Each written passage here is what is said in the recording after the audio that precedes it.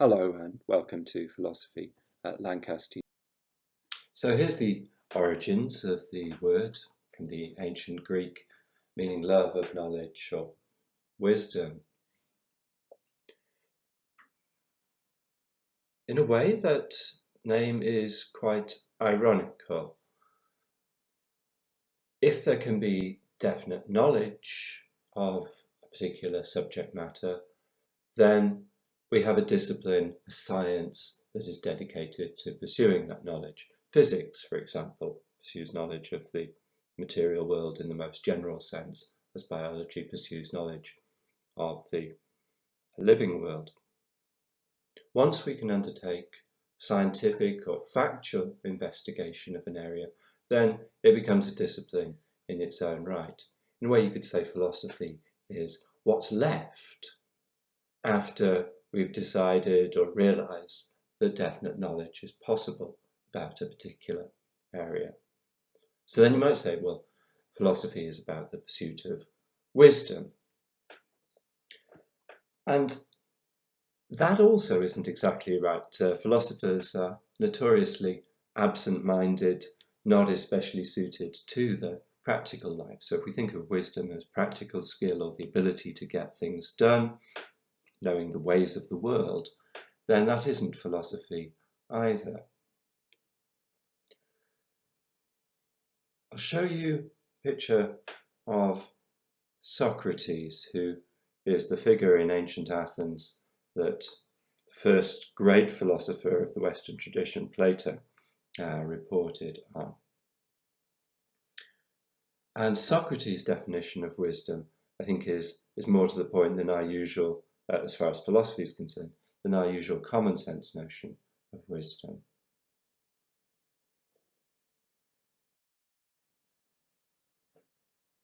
So Socrates, as Plato reports, went around ancient Athens asking his fellow citizens large and difficult questions, such as what is the nature of goodness, or beauty, or justice, or knowledge. He didn't make himself popular. He was in fact condemned to death on the trumped up charges of corrupting the young and inventing false gods. And when he was put on trial, he gave a speech, a version of which comes down to us in Plato's Apology, where he talks about the claim that he had wisdom. Allegedly, the ancient oracle of Delphi had said, "There is no Athenian wiser than Socrates." And Socrates, so he reports, could not believe this because he did not think that he was in particular possession of any practical wisdom. And what he did, and this may be one source of the annoyance and anger of the ancient Athenians, was go around talking to those who understood themselves to be wise, to have particular mastery, to have skill in politics or the arts or different areas of practical life. And he would ask these questions of them. So what is justice? What is piety? What is truth? What is goodness? And all these important, self-important people, none of them could give Socrates a clear and coherent answer, although they took themselves to be wise. And what Socrates said then, well, was at least he knew that he didn't possess definite command of those ideas. He knew at least that he was not wise, and his wisdom consisted in that recognition, that self-knowledge, that there are questions, topics that human beings will never have a definite answer to. Some people think they have it, and that is the first failing of wisdom. And what Socrates also said very famously is, the unexamined life is not worth living. There are questions about which we will not have definite knowledge, but we wouldn't be human if we weren't concerned and didn't ask about them. So, the nature of morality, the nature of the universe in the largest sense. I mentioned that physics pursues knowledge of the material world. Well, philosophers engage in metaphysics, which asks about the presuppositions of that scientific inquiry, which asks about ideas of cause and effect, which asks about the limits of our knowledge of the physical world and whether we might pursue knowledge of realities beyond those given by physics. And probably, certainly, we'll never get definite answers to those questions, but we wouldn't be human, that's the thought, if we weren't concerned to ask and inquire and think about them. So you could say that philosophy is the very broadest of all subjects. You could also say that it's the least definite of all subjects, because we're moving in a sphere of thought and opinion where there are no definite answers, but nonetheless we ask questions. For instance, in metaphysics about the nature of reality, in epistemology about the limits and nature of our capacities to know the world, or in ethics questions about right and wrong. What's good for human beings, what sort of values we should endorse.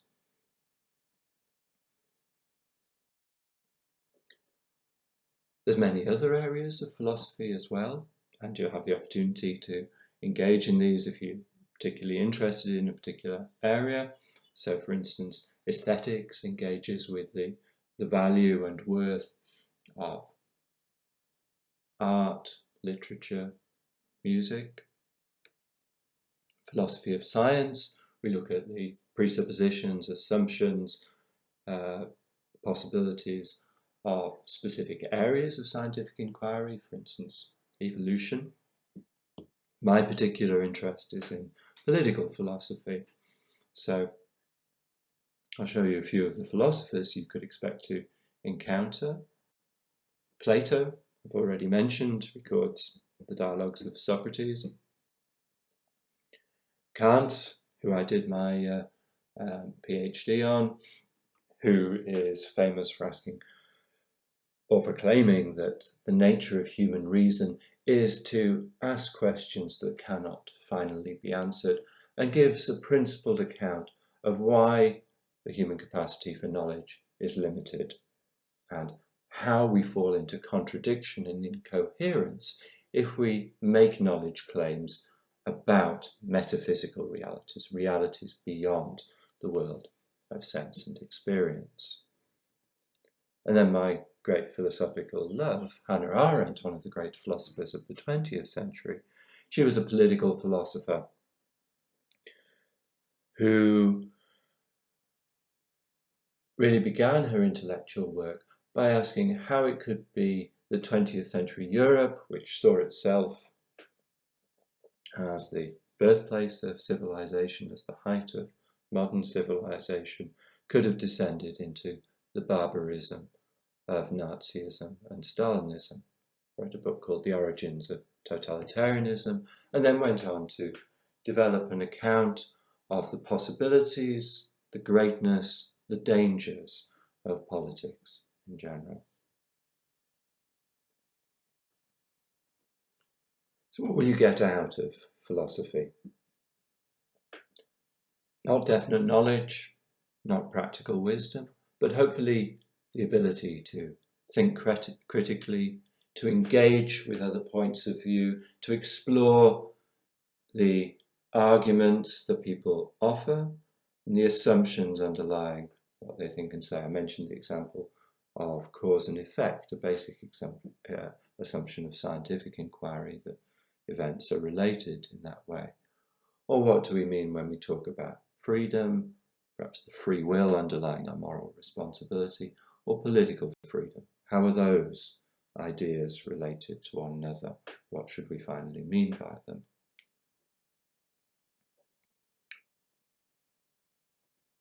And what we're aiming to do then is to help you develop your own views on those questions, not to come to the right answer, not to tell you what we think the right answer is, but to help you think better, more critically, in a more reasoned and open way about these fundamental questions. Not just to have an opinion, but to be able to offer reasons for your opinion. And that means, of course, being able to engage with other people's reasons for seeing questions differently. Let me close by saying a word about how the teaching programme at Lancaster looks. So in the first year, we'll be introduced. Just mentioned the second year, a special feature of the Lancaster degree scheme is that you have the opportunity to study abroad in your second year with one of our partner universities. That's an excellent opportunity to encounter, obviously, another culture and way of doing things, and a different way of doing philosophy, quite possibly, from how we approach it at Lancaster. We also have some shorter study abroad opportunities available as well.